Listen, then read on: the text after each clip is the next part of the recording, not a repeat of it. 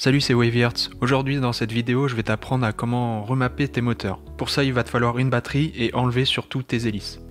On va tout d'abord commencer par brancher notre drone et on va se connecter sur Betaflight Configurator.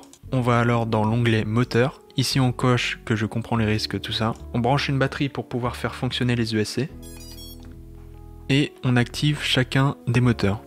Donc ici le moteur numéro 1, on regarde que c'est celui-là qui s'active, donc le numéro 4. Le deuxième, c'est celui-là et c'est le numéro 3. Le numéro 3, c'est le numéro 2. Et le numéro 4, c'est le numéro 1. Je vais faire un schéma pour que ce soit plus simple. Donc pour ça, je vais débrancher ma batterie déjà. Alors pour moi, j'avais dit que le numéro 4, c'était le numéro 1. Le numéro 3, c'était le numéro 2. Le numéro 2, c'était le numéro 3. Le numéro 1, c'était le numéro 4. Vous, ça peut être dans un tout autre ordre, donc c'est à vous de faire ça. Donc du coup, sur Betaflight Configurator, on se retrouve dans le CLI et on va taper ressources. Ça nous affiche plein de ressources, mais ceux qui nous intéressent, c'est les 4 premières qui correspondent à nos 4 moteurs. On va copier ça dans un fichier texte pour que ce soit plus simple à comprendre. Alors c'est là où ça va être compliqué et qu'il faut bien comprendre.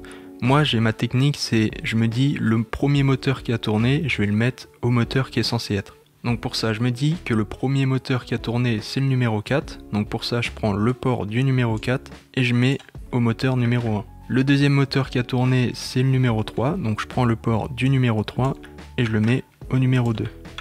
Le troisième moteur qui a tourné, c'est le numéro 2. Du coup, je le mets au numéro 3. Le quatrième moteur qui a tourné, c'est le numéro 1. Du coup, je prends le port du numéro 1 et je le mets au moteur qui est censé être le numéro 4. Et voilà, on a nos moteurs remappés. Donc après ça, on revient sur le CLI, on copie les nouvelles données qu'on a faites et on colle directement. On fait entrer et voilà, on peut voir que les moteurs ont été redéfinis. On n'oublie pas de faire save, entrer, ça redémarre. Et là on peut revoir dans l'onglet moteur, on branche une batterie, on active le petit bouton et on regarde si le moteur numéro 1, c'est le moteur numéro 1. Ici. Le moteur numéro 2, c'est le moteur numéro 2. Le moteur numéro 3, c'est le moteur numéro 3. Et le moteur numéro 4, c'est le moteur numéro 4. Donc voilà, tout est bon. On peut faire ça, on peut déconnecter, on peut retirer la batterie. Et c'est ici que s'achève cette vidéo. Voilà, si tu as des questions, l'espace commentaire est fait pour ça. Et sur ce, moi je vous dis à une prochaine. Ciao.